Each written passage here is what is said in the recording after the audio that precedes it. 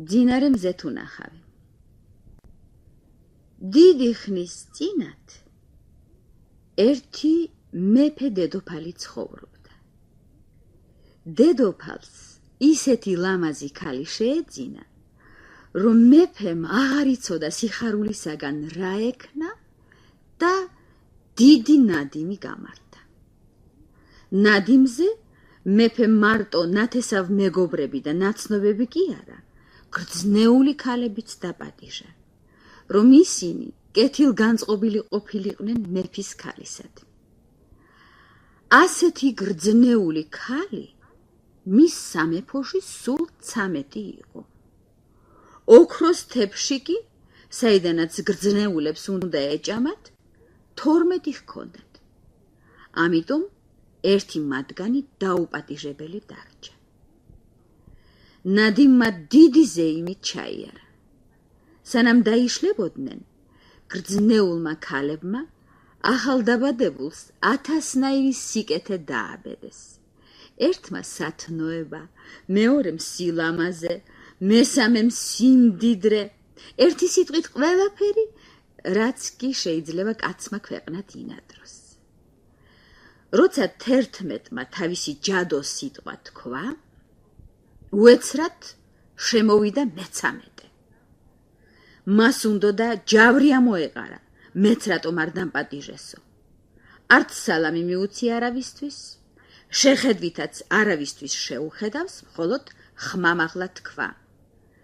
15 წლის რომ შესრულდება, მეფის სასული თითში თითისტარს იჩხვლეთს და მოკვდებაო. ამის მეტი ერთი სიტყვაც არ უთქვამს. მიტრიალდა და დარბაზიდან გავიდა. ყველას თავზარი დაეცა.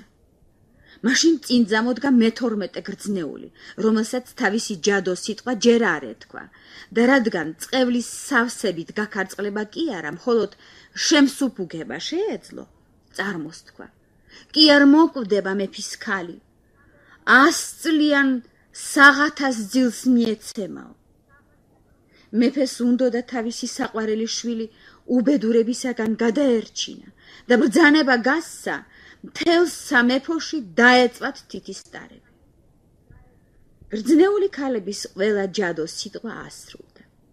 მეფის სასული მართლაც ისეთი ლამაზი, ზრდილი, ალერსიანი და ჭკვიანი დადგა, ვინც კი ნახავდა, ყველას შეუყვარდებოდა ხოლმე. ისე მოხდა, რომ სწორედ იმ დღეს, როცა მეფის ასულს 15 წელი შეუსრულდა, მეფე დედოფალი სადღაც წავიდა და მათი შვილი სასახლეში მარტოდ დარჩა. მან შემოიარა სასახლის ყველა კუნჭული, დაათვალიერა ყველა ოთახი და ბოლოს ერთ ძველ კოშკს მიადგა. ხვეუკიბეს ახვა და პატარა კარის წინ გაჩნდა. ბოქლომში დაჟანგული გასაღები იდო. გასაღები გადაატრიალა, კარები უეცრად გაიღო და გამოჩნდა პატარა ოთახი. ოთახში დედაბერი იჯდა და თითისტარით გულმოდგინედ ართავდა სელს. დილამშვიდობისა, ბები, მიმართა მეფის ასულმა. აქ რა საკეთებო? ბართავ, უპასუხა დედაბერმა და თავი დაუკრა. ეს რაღა, ასე ბზრიალასავით რომ ტრიალებსო, კითხა ქალმა. ხელი მოჰკიდა თითისტარს, უნდოდა თვითონ დაეწყო რთვა, მაგრამ როგორც კი ხელი შეახო, ჯადოს სიტყვა ასრულდა. ქალმა თითისტარი თითში იჩხვლიტა. იჩხვლიტა თუ არა, მეფის სასული იქვე მდგომ ლოგინზე დავარდა და ღრმა ძილს მიეცა. ძილი გადაედო მთელ სასახლეს. ძილი მოერია მეფესა და დედოფალს, რომელნიც ის იყო შინ დაბრუნებულიყვნენ და სადარბაზო ოთახში იმყოფებოდნენ. მათთან ერთად დაეძინა სასახლის მთელ სამალას. დაეძინათ ცხენებს საჯინიბოში, ძაღლებს ეზოში, მტრედებს სახლის სახურავზე, მწერებს კედელზე, თვით ცეცხლი, რომელიც კერაზე ენთო და ნაპერწკლებს ისროდა, შენელდა და დაიძინა. მწვადის შიშინი შეწყდა და მზარეულმაც, პატარა მზარეულ ბიჭს თმაში რომ უნდა სწვდენოდა, ხელი უშვა და მიიძინა.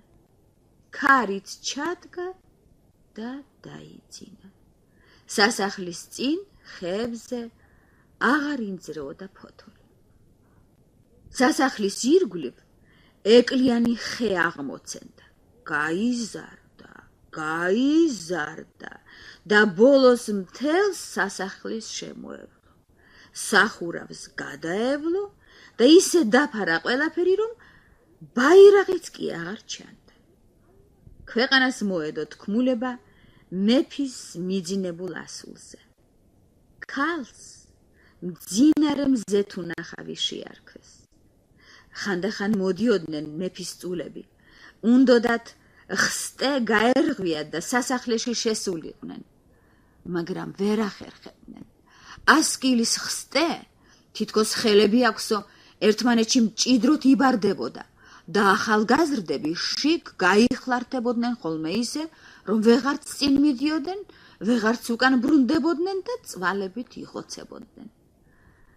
მრავალმა წელმა რომ გაიარა, ამ ქვეყანაში მოვიდა ერთი ხელმწიფის შვილი. მან ერთი მოხუცი კაცისაგან გაიგონა მძინარე მზეთუნახავის ამბავი. იქ სასახლე უნდა იყოს. შიგ მძინარე მზეთუნახავია. 100 წელიწადია, რაც ძინავს ხელმწიფის ასულს, მეფეს, დედოფალს და სასახლის მთელ ამალასო. ამ მოხუც თავის ბაბუასაგან გაეგონა, რომ ბევრი ხელმწიფის შვილი მოსულიყო და ეცადა ხსტე გაერღვია, მაგრამ ყველა ეკლებში გახლართულიყო და საცოდავად მომკვდარიყო.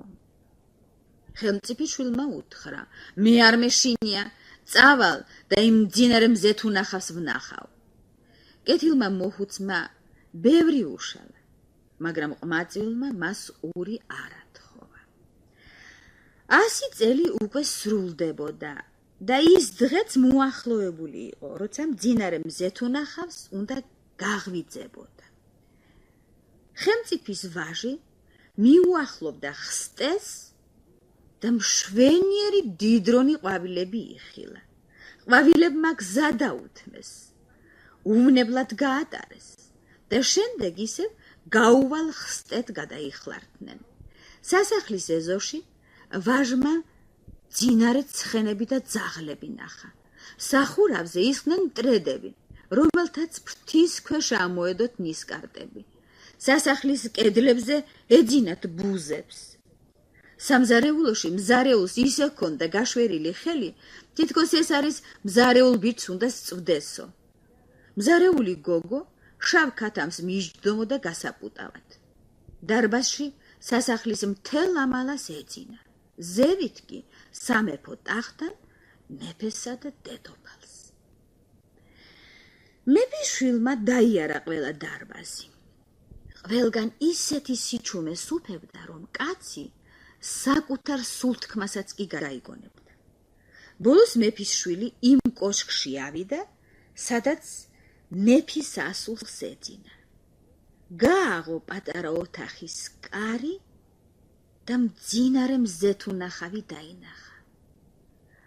ქალი ისეთი ლამაზი იყო, ისეთი, რომ ვაჟმა თვალი ვეღარ მოაშორა. დაიხარა და აკოცა. აკოცა თუ არა, მძინარე მზეთუნახავმა თვალი გაახილა, გაიღვიძა და ალერსიანად შეაცქერდა. შემდეგ ორივენი ქვევით ჩამოვიდნენ. გაიღვიძა მეფემ, გაიღვიძა დედოფალმა, თელმა ამალამ და ყველა ერთმანეთს გაკვირვებით შესცქეროდა. ეზოში ცხენები წამოდგნენ, ძაღლები წამოხდნენ და ააქიცინეს კუდები. სახურავზე მტრედებმა ფრთებიდან გამოიღეს ნისკარტები, მიიხედ-მოიხედეს და გაფრინდნენ მინდვრისაკენ. კედლებზე ბუზებმა დაიწყეს ცოცვა. სამზარეულოში ცეცხლი დაინთო და საჭმელი ათუხთუხდა. წვადები აშიშინდა, მზარეულმაც ყვირილმალში გაარტყა, შეგირდს და ააყვირა. მზარეულმა გოგომ კი სასწრაფოდ ხელი მიხო ქათმის პუტყვას. დიდი ზეიმით გადაიხადეს ხელმწიფის შვილისა და მძინარე მზეთუნახავის ქორწილი. ისინი სიკვდილამდე სიამტკბილობით ცხოვრობდნენ.